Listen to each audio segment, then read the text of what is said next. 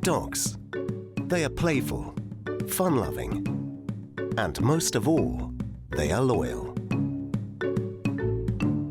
Thousands of years ago, they entered into an emotional pact that is still unbroken. Humans and dogs make a truly perfect team. I'm working with somebody who's really much cleverer than me. Their phenomenal senses make them an essential team partner. And with their gifted sense of smell, they can even try to detect diseases in their early stages. In the end, they saved my life. For some, a dog becomes their last hope in life. It's really like having my best friend in the world right here in the cell with me. You know what I mean? Like, sometimes I don't want to talk to anybody else, but I always want to hang out with my dog. Their ability to read and communicate with us makes the dog truly unique in the animal world. Do it, girl, do it. Your dog is smarter than you think. But why did dogs become our ideal companion and colleague at work? Why are dogs so loyal that they would follow us to the end of the world? What exactly is the secret of this wonderful friendship?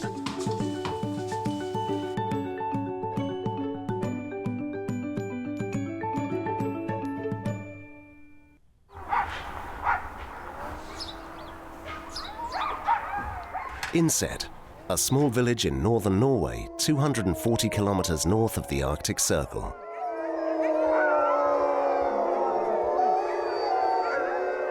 The sled dogs that live here still carry parts of the ancient wolf's genome. They are Greenland dogs, one of the oldest breeds in the world. Here, humans and dogs still have a primordial way of life.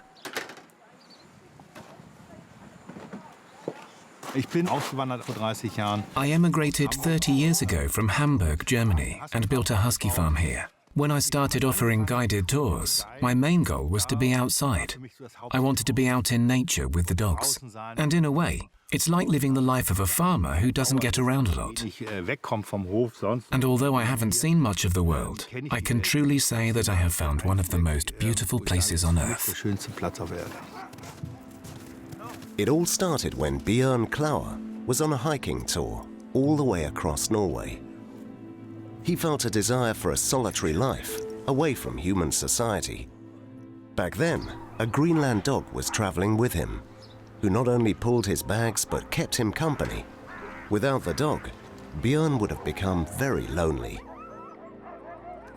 Greenland dogs are perfectly adapted for expeditions in the extreme climate of the far north. Their thick fur protects them from temperatures of up to minus 40 degrees Celsius.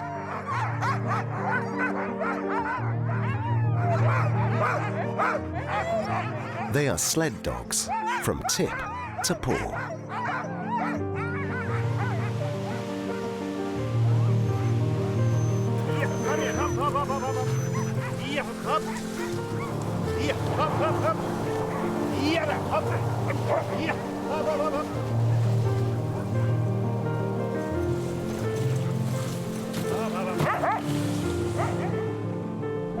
Bjørn's routine with the dogs is dominated by the seasons.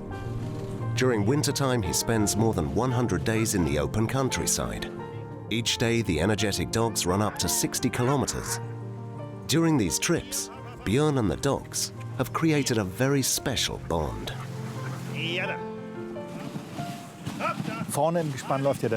In the front, there is the lead dog.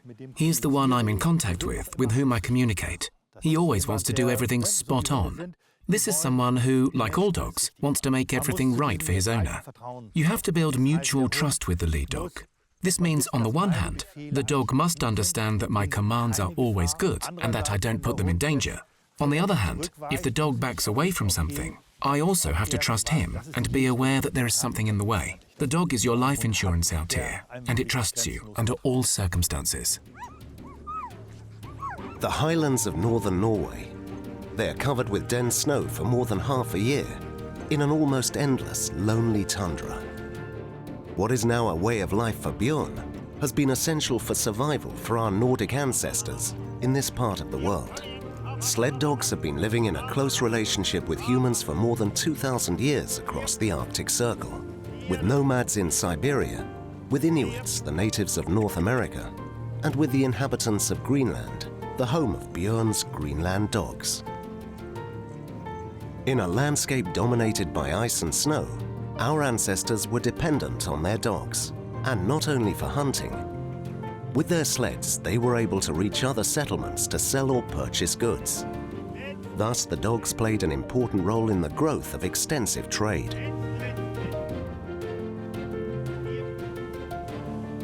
Already at this time, dogs showed their social skills, and men appreciated the skills and character of their dogs. And these very characteristics remain today. Schlittenhunde sind ja die einzigen Zugtiere. Sled dogs are the only working animals in the world that you cannot put pressure on to do things. They just have their own motivation, their joy of pulling, their satisfaction of working in a team. Everything has to be fun, and I think that's really great. When I am on a tour, then I also have to work in the team. I don't just stand on the sled and say go. When it goes uphill, I have to help. I have to walk next to the sled, and if the snow is really deep, I may have to put on my snowshoes. And this collaboration, in my opinion, is the greatest experience. This really strengthens the connection with nature even more. For thousands of years, sled dogs have been helping humans across the globe. And they have learned to understand us. When I stand on the sled and see the dogs having fun running, and when I take in the mountains and enjoy the landscape, that's an incredible sense of freedom.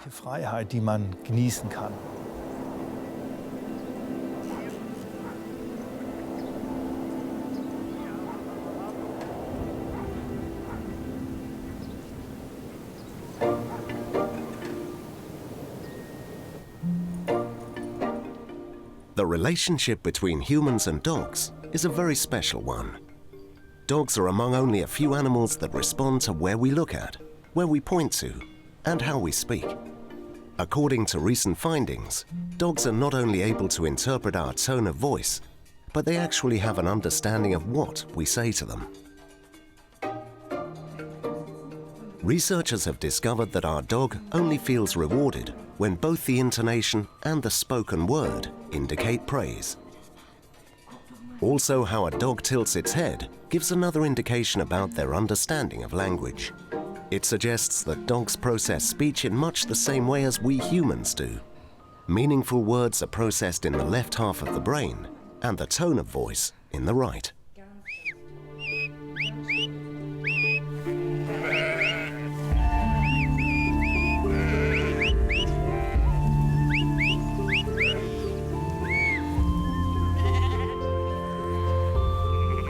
The different sophisticated ways in which people communicate with dogs have changed people's lives. Dogs have taken on tasks that humans could not do on their own.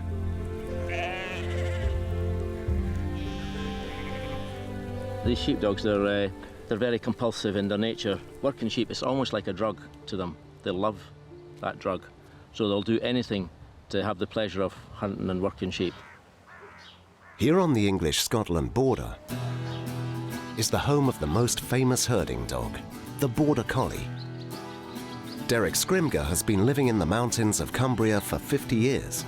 Besides running his sheep farm, he has also been breeding his own canine team partners.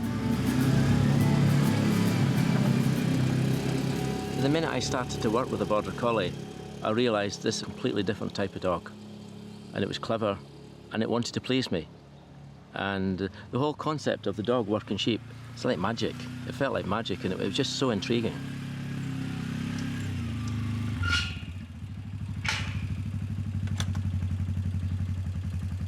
Compared to humans, dogs have a much larger field of vision. That makes them true masters in observing their surroundings.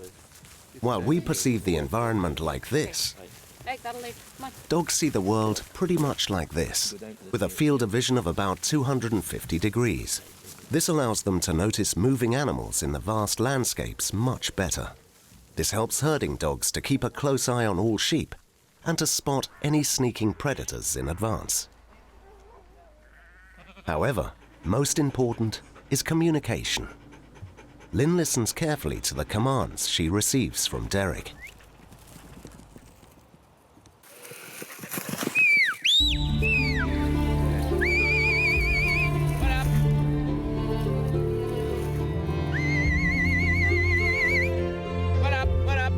These brief commands are sufficient for Lynn to know which sheep she needs to take and to which position.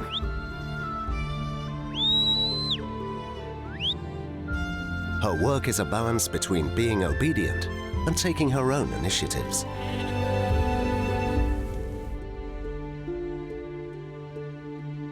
These dogs will run out sort of half a mile easily and take directions left and right to fetch sheep to where we want them. I don't know anybody who can take direction like a dog.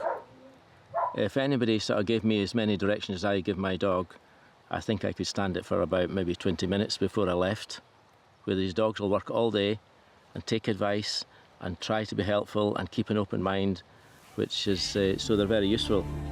The ancestors of the Border Collies lived in England and Scotland in the 16th century. Here shepherds discovered and developed the skills of the dogs. Especially on large barren pasture areas, these dogs became key team partners. Only with their help, shepherds were able to guide their sheep to fresh pastures and water.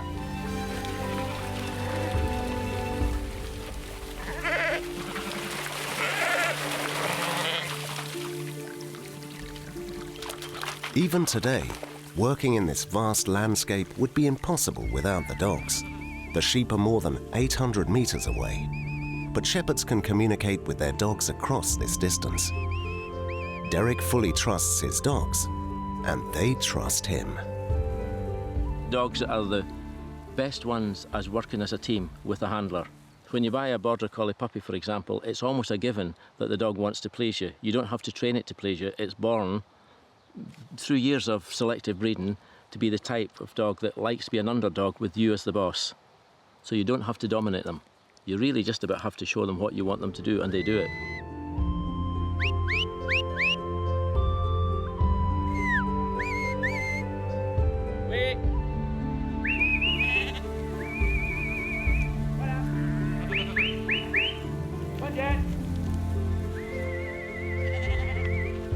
I train them by word association, really.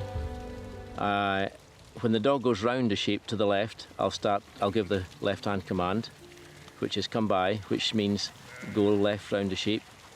Then once you've got that word that means that movement, then you put a whistle onto it. So my command, come by, then eventually I'll drop the word and say come by. Then eventually I don't say the word at all, I just go, and I've learned that that means left as well. So, and then it means to stop. So I always stop the dog before I give it advice. Because when the dog's running, it's excited, it's doing something, it's not easy for it to listen. But if you go and make it stop, then it clears its mind about what it's doing and it's open to advice. And I try to train the dogs so they don't have to guess.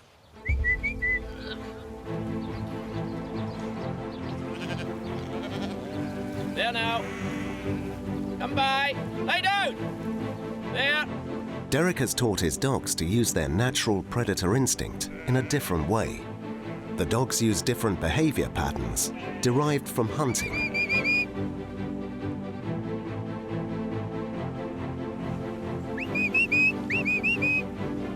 Targeting. Sneaking up. Stalking. Lay down. Isolating and guiding their prey to the desired position. There. Lay down. There. Wait. There now.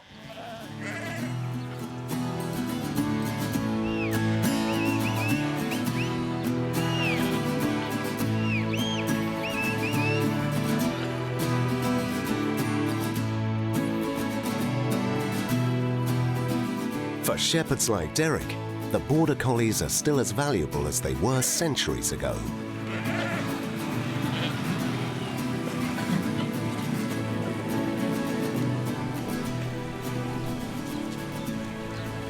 every day, every minute of every day. I just enjoy working with the dogs. And especially when you get one that's a little bit better, something that's a little bit special. Sometimes you get a dog that's just a little bit of a genius. In dog terms, he's much more of a genius than I could ever be. And I'm working with somebody who's really much, much cleverer than me. So in this dog that I've got just now, Lynn, she's an example of that. She was born to work. The minute she started working, it was almost as if she'd been here before.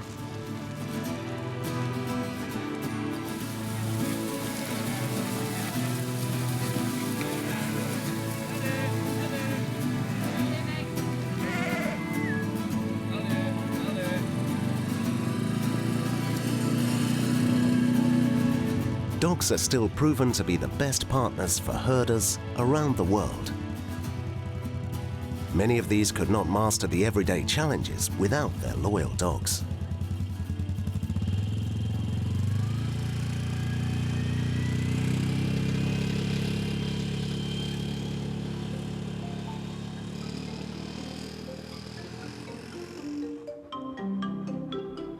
Dogs are quite unique in the animal world, with their desire to work and live with humans.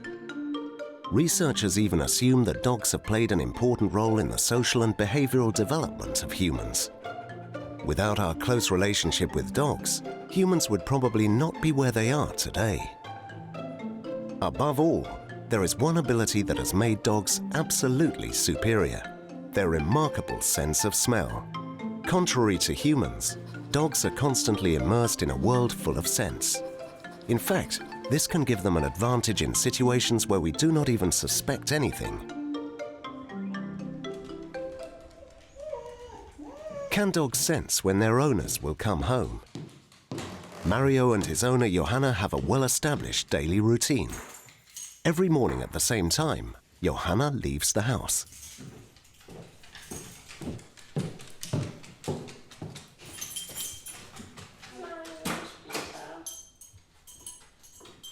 What Johanna doesn't know is that she leaves behind millions of small odor particles that her body has been continuously emitting.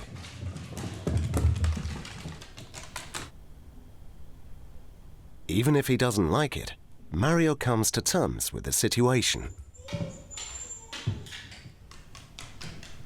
He knows he has to spend the next few hours alone in the house. And he makes the best of it. Unnoticed by humans, the odor particles of Johanna remain present in the house throughout the day. However, their intensity decreases as time passes. At some point, Mario seems to notice something. His owner will soon be returning home, but how can Mario sense this? Odors change permanently throughout the day. If their intensity follows a regular pattern, they become predictable for dogs. If the concentration of the odor particles falls below a certain value, dogs can smell this. Therefore, Mario already knows a few minutes ahead of time that his owner will be arriving home. Mario smells her absence. This means dogs can actually smell the passage of time.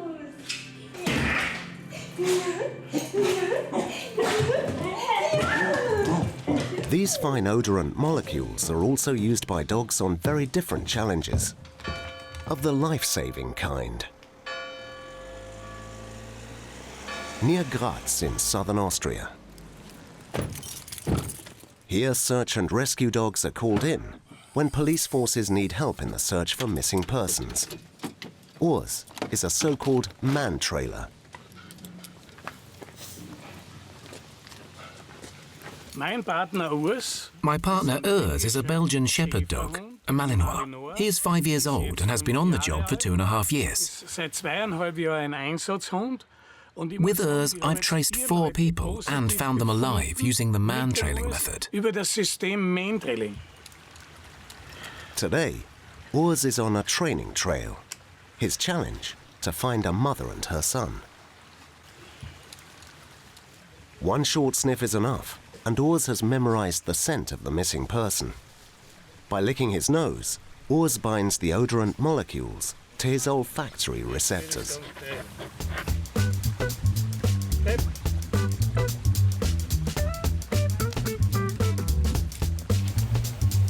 Once the odor is stored securely in his brain, Urs knows exactly the scent he needs to follow. Now his nose does something remarkable. It registers human skin flakes in the air. Every person loses on average 40,000 skin flakes per minute. Invisible to the naked eye, these particles leave behind a specific scent that is unique to every one of us, just like our fingerprints. This trace of tiny particles is everywhere. In the street, in bushes, on walls. The dog's nose is an incredible sensor that can detect and distinguish these fine odor particles from millions of others. But Urs doesn't work alone. Man-trailing is a team effort. Man-trailing is honest work for a dog. I don't force him. He does it with pleasure. And the more he likes the search, the more he shows it. With his tail or ears. He communicates his feelings. And that's the beauty of man-trailing. Learning to read the signs of the dog and working with him. The biggest challenge for Armin is to give his dog control of the search.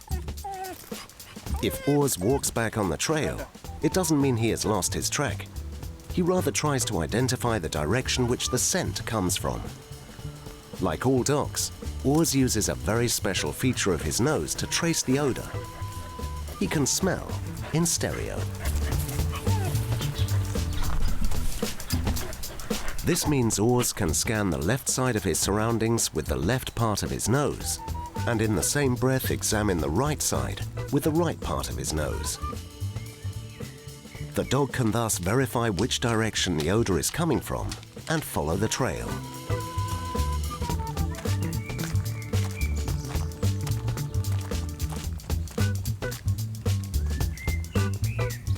In the end, the biggest reward for Armin and Urs is to find the missing person.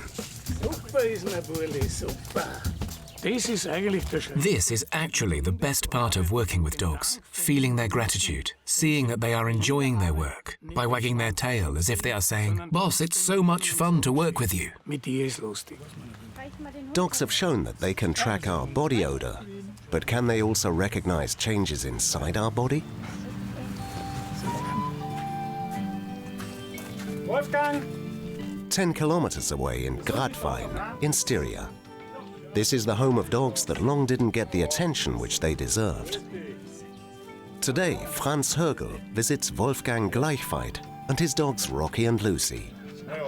Although Franz has had regular checkups at his urologist, he got his urine checked by the dogs, and they detected prostate cancer at an early stage. Could these dogs really have done that? Zweifel hat gar nicht bestanden. I had no doubt about it, because it is known what dogs can detect and perceive. Also Hunde schnüffeln, Drogen. They can identify drugs, weapons or explosives. So why should there not be dogs who can sense cancer? In the end, they saved my life. Im Endeffekt mein Leben gerettet. In his farmhouse, Wolfgang Gleichweit trains these cancer protection dogs for a charity he founded. More than 10 years ago, the former handler of police dogs launched the world's first cancer detection dog unit. Initially there was great skepticism, but now tubes filled with breath, urine and saliva arrive in his office from all over the world. The senders all believe in the unique sensory abilities of his cancer detection dogs. The new samples are placed in a beam. To make sure that the dog's nose is working properly, negative and positive control samples are also included in the setup. But what exactly do the dogs smell? Cancer detection dogs are trained to detect odors released by certain tumor cells. So far it has been known that cancer cells emit alkaline odors. These molecules have been detected in breath samples from lung cancer patients and in urine from prostate cancer patients. And it's exactly these scents that the dogs should be able to recognize.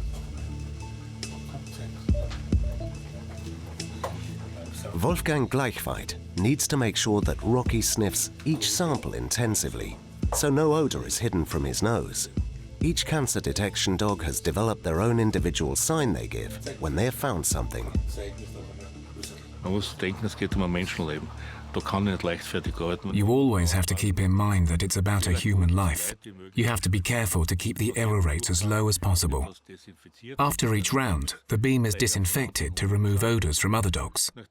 Then the setup is repeated, placing the probes at different positions. This is repeated 5 times with 5 different dogs to have a thorough cross-check. We test and evaluate samples at least 15 times before we consider it positive or negative. In a large-scale study under the supervision of various medical specialists, Wolfgang Gleichweit was able to prove the accuracy of his cancer dogs unit. More than 2,200 cancer cases were documented, and 93% of them had been correctly identified by the dogs. The dogs are my partners and my life, and the feedback we receive just shows us how reliable the dogs actually are, and this is our reward. We know it works, and often we can say that we have saved another human life, or we have detected a disease at an early stage that may have broken out in a few years' time. Wolfgang Gleichweit and his team are now developing new cancer tests that will be performed directly on human skin. Bagheera is currently being trained for this, which could work well for detecting skin cancer. The Labrador first sniffs a cancer sample to be able to recall the smell during the actual test. In this training session, the cancer smell on the volunteering subject comes from a tube sample attached to his arm. After the test phases, Bagheera is supposed to detect and indicate the cancer directly on the skin. With about 220 million olfactory cells, dogs have about 40 times more receptors in their noses than humans. We have not yet grasped how complex and comprehensive the world of scents really is for our dogs. But it seems that they can differentiate the slightest traces and even detect a single molecule from 1 trillion others. That's why the amazing ability of some dogs is still a mystery to science.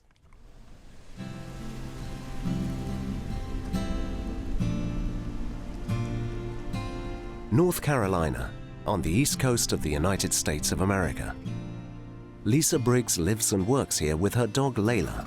She has trained her golden retriever to detect human remains for police investigations, and she has been proven to be extremely successful. Layla is a crossover dog, so she lives in my home with me. She goes everywhere with me. She's kind of a pet, and then I can put her vest on, and she's a working dog. She's just turned 3, but already closed 8 cases by finding human remains. So she's good at what she does.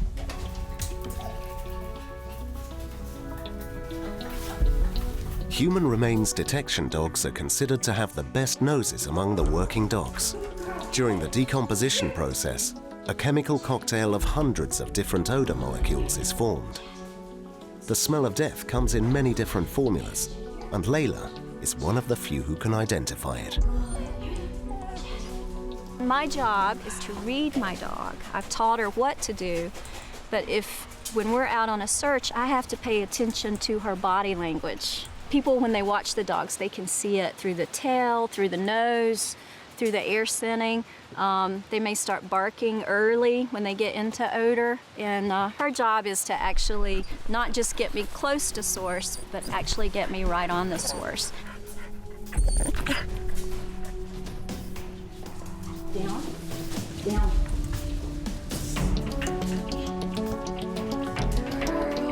Good girl, good girl, Leah, good girl, yay, good girl.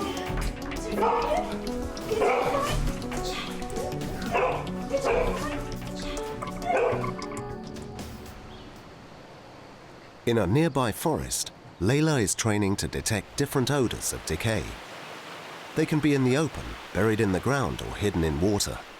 Somewhere in this forest, Lisa has placed a half-decayed, real human hand, which is allowed in the US for such purposes.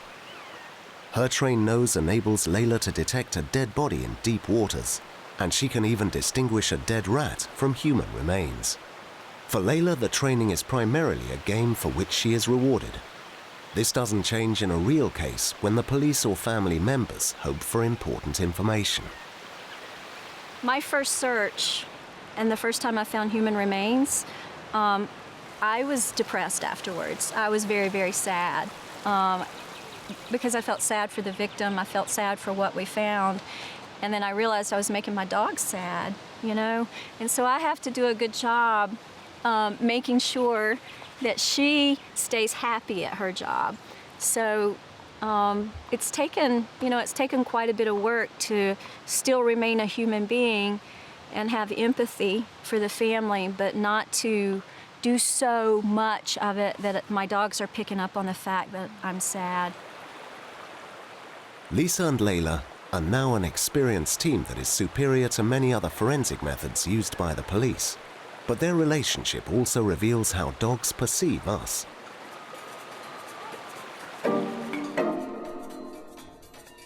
For dogs, their owners are the most important person in their lives. They are often part of the family. And as such, they are able to see the world from our perspective.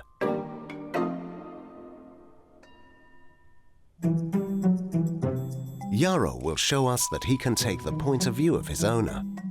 The Labrador is trained to bring a toy on command, but today he gets two identical toys. One is placed in front of a milk glass, the other in front of a transparent glass pane. While Yarrow can see both toys, his owner only sees the one in front of the transparent glass pane. As soon as his owner gives the command "bring," he could take each of the two toys. But if Yarrow assumes that his owner can only mean the toy that he can actually see, he will bring the one in front of the transparent glass pane. Mission accomplished. Dogs can take our point of view. Therefore, we can rely on our dogs and also entrust them with great responsibilities.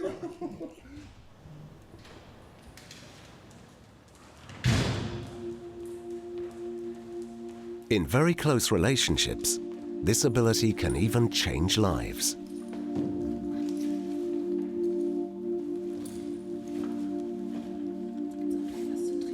Pina, an Australian Shepherd, has been trained to assist her owner Carlotta Kramer in her daily routine. When Carlotta was 13 years old, she was diagnosed with Asperger's syndrome, a mild form of autism. I cannot be in crowds. It's hard for me to do things on my own or to engage in a conversation with a group of people, especially when they are strangers. It's difficult for me when I don't know what's coming next.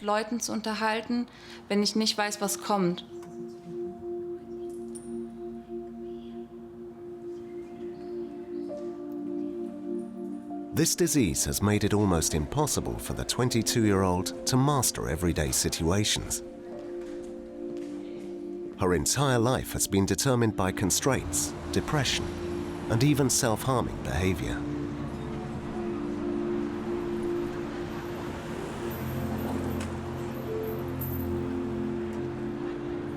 Only when Pina started living with her did she find a way to escape loneliness and engage in a social life, leaving the house and meeting other people.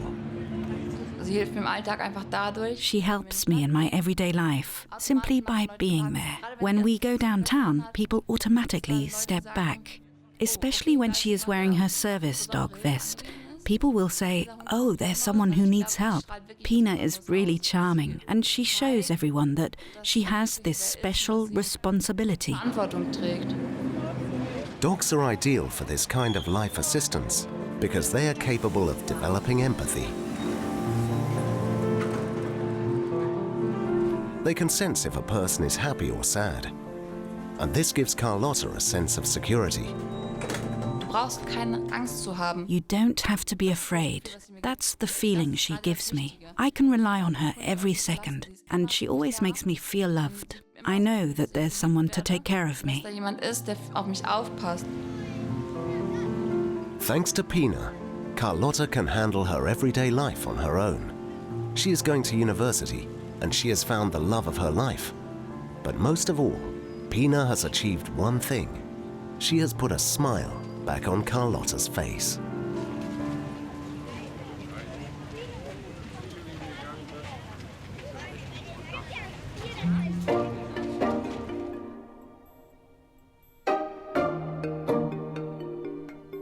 Dogs are able to see things from our perspective.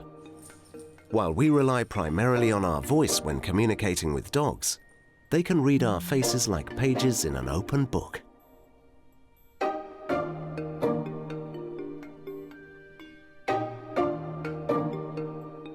Because our face cannot lie, intuitively the right side of a person's face is more expressive than the left side. Therefore, we instinctively focus on this right half when we want to understand the mood or feelings of our counterpart. It's our unconscious way to recognize each other's feelings. Scientists have now discovered that dogs look at us in exactly the same way as humans do. They focus on our right side and recognize our feelings. This is how they're able to enter deeply into our emotional life. And they only do this with us, not with other dogs. But they can also use their observational skills in a different way. How well dogs can actually read their owners can be observed by their favorite hobby, eating. Johanna has taught Mario to wait before he can eat his food. That's why he has given a sign that he's not allowed to approach his bowl of food.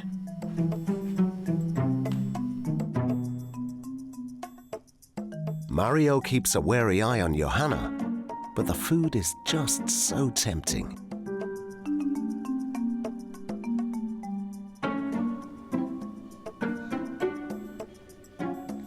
Only when he thinks he is no longer observed does Mario dare to crawl closer to his bowl. Always keeping an eye that Johanna isn't taking any notice.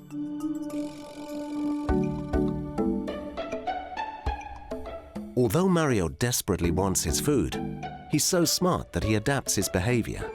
In fact, Mario is weighing up the consequences that he would face if he gets caught. He is assessing all the time what Johanna can and what she cannot see. This continuous re-evaluation of the situation indicates high intelligence. It also explains why dogs can learn so well.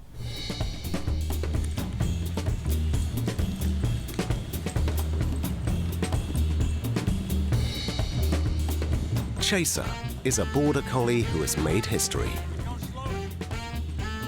Her owner is the American psychology professor John Pilley. They have revolutionized science.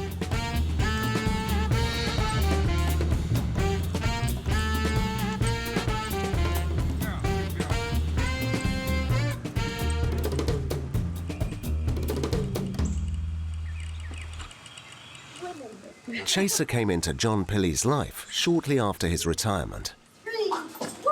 Sally, my wife, grew tired of me moping around from retirement. She knew that I needed some new challenge. So Sally told me one day, just before Christmas, "You're going to have a new dog." And that made me happy.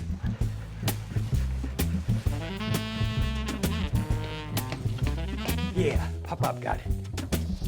Here it comes, girl. Here it comes. For the psychologist, Chaser becomes a four-legged research subject. With highly surprising findings, John Pilley notices that playing together motivates his dog to learn quickly and memorize things. Got it. Chaser is eager to learn. She just has to listen to the verbal commands. Her eyes are fully focused on her favorite ball, called Blue. Wait a minute, Blue. Wait a minute, Blue. Wait a minute, Blue. There. Step, stay. No, step, stand. Step, step, 1, 2. Step, step. There. Step, stay, stay. Chase, drop. Crawl. Crawl, girl, crawl. There. 1, 2, 3. Good girl. You did good. Tip up. The key thing that inspired me from the very beginning was when she learned the name of objects, or she showed that she knew the names of objects after one trial. Find soccer? Where's soccer? Find soccer. Find soccer, girl. That's it! We taught her 3 commands. We taught her to nose an object, we taught her to paw an object, and we taught her to take an object into her mouth. What we found was Chaser could obey those commands, demonstrating that each one of those words has an independent meaning. Nose frisbee, nose frisbee. Good girl. Chase, take peanuts. Good girl, good girl. Okay, out. Chase, paw powder puff. Good. Chase, take powder puff. Do it. Take powder puff. Take. Good girl, good girl. Where we've recently gone further with this research is that we've gone beyond 2 words. We've gone to the point of having 3 elements of grammar. Chase, to blue, take powder puff. Do it, girl, do it. Do it, do it. Do it, girl, do it. Do it, do it. Yes, good girl, that's it. That's it, that's it. Okay, out. To pop. Chaser was asked to take certain objects to another object. Now, she did that correctly, indicating her understanding of syntax. Now, one time I would say to powder puff, take peanuts, and then to peanuts, take powder puff. And so we used, in our major study, the 3 elements of grammar using objects so that we could demonstrate not just syntax, the learning the rules of grammar, but also the semantics, where the meaning was changed when the words or objects were inverted in the sentence. Chase, watch Papa. Well, stay, watch Papa. Watch Papa. Watch Papa. Do it. Good girl, good girl. Do it. Yes, good girl. John Pilley published his findings on Chaser in numerous scientific publications. Other researchers have reviewed his studies and discovered that Chaser is not a unique case. It has become clear that so far the intelligence of dogs has been underestimated. Good girl, do it. Yes, good girl. Go.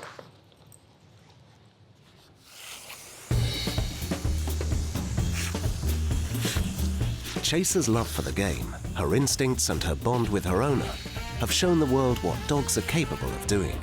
Chaser became a star and is known as the smartest dog in the world. Good girl. Yeah, you're the smartest dog. Yeah, you're so sweet.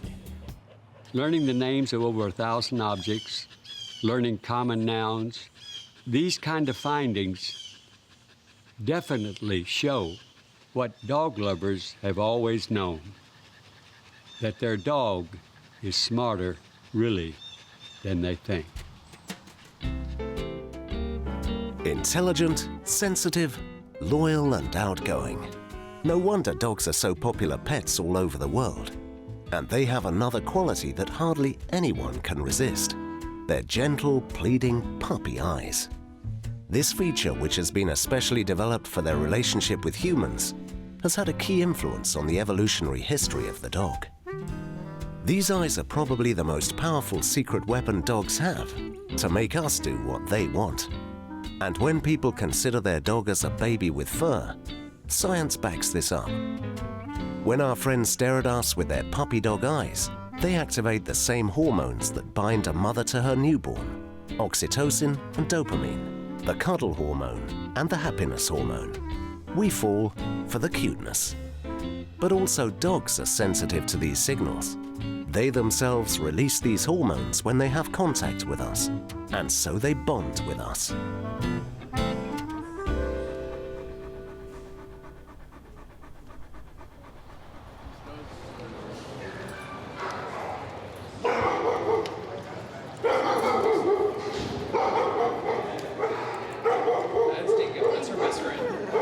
At Gwinnett County Jail in Atlanta, a special program has been launched. Jail inmates temporarily take in dogs from a nearby animal shelter. They look after them day and night and train them until the dogs have found a new home. Michael Pomeroy has been looking after his pit bull mix Roxy for 3 years now. You know, jail kind of takes you away from your family. You get removed from the people you love, and you know, I've been here almost 3 years, and after a while, everybody kind of starts to, you get less and less postcards, and people answer the phone less, so it's really like having my best friend in the world right here in the cell with me. You know what I mean? Like, sometimes I don't want to talk to anybody else, but I always want to hang out with my dog. I'll come back from court, I may have bad news from the judge, and she's there. And it's unconditional, you know what I mean? She's just, if I don't want to play and all that, she'll just sit down next to me and lay down and be there for me.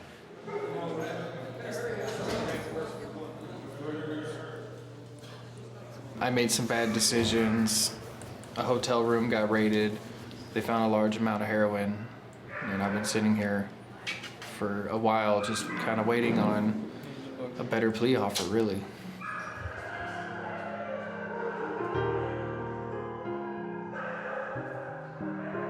All the dogs in the jail have come from this animal shelter, half an hour's drive away.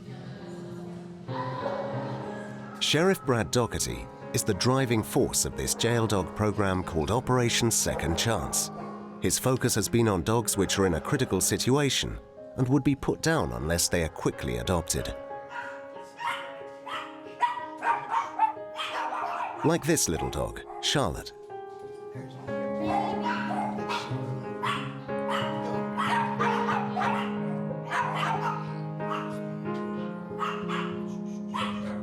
Charlotte is an 11-year-old poodle. We know that she's got an abscessed tooth, and other than that, medically, we're not sure. So we're going to do blood work on her, make sure she's not having any kind of, needing any kind of medicine or anything like that.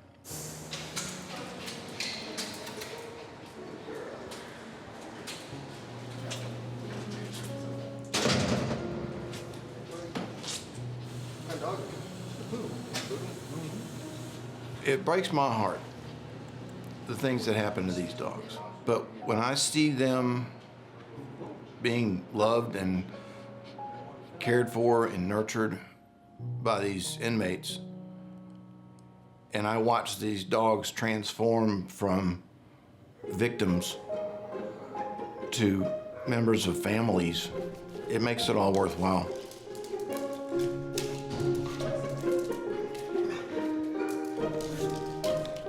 Then we have the inmates. A lot of these guys have never had love or respect given to them. And these dogs love these men, and they need these guys.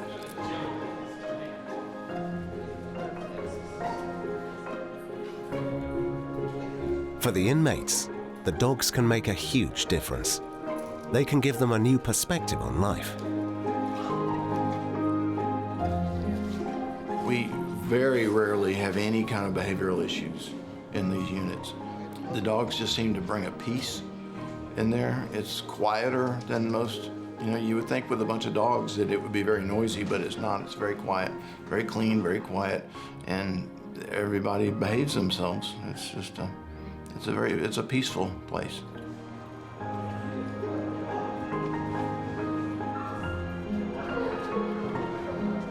A close bond between dogs and inmates can trigger a new approach to life. Many of the men recognize themselves in the dogs, rejected, not accepted, and abandoned. The dogs help them to deal with their past, their actions, and their behavior. Before I got arrested, I was real impulsive. You know, if I wanted to do something, I went and did it. If I had a thought, I went and did it. It was an immediate, there was no thinking through and decision making. When you're training a dog, you can't be impulsive like that. You can't be crazy and hyperactive, you know what I mean? Because they'll respond to that and it'll make them worse. It's brought me a long way. It made me a lot more ready to transition back into society. You know, I was a mess. I was a mess before I got arrested. Since 2010, More than 400 dogs have been rescued and adopted by new families. Michael hopes that Roxy won't ever be selected and can stay with him. I would cry my eyes out. I'd cry. I'm not gonna hide it either. I've seen grown men in this dorm many, many times. You know, they get really attached to their dog. Their dog will get adopted and they'll lock themselves in their room and cry. You know, it's like I said earlier, it's like a kid. You know what I mean? It's like your kid just got adopted and ran off. She knows I'm talking about her. Ain't that right? Our relationship with dogs is something very special. It consists of positive feelings, trust, and loyalty. A dog doesn't judge us.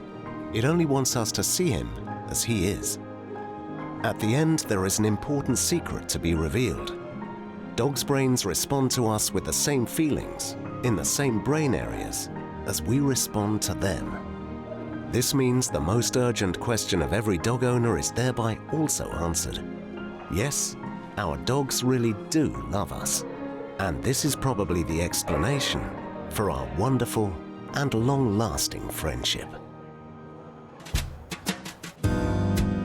So next time you feel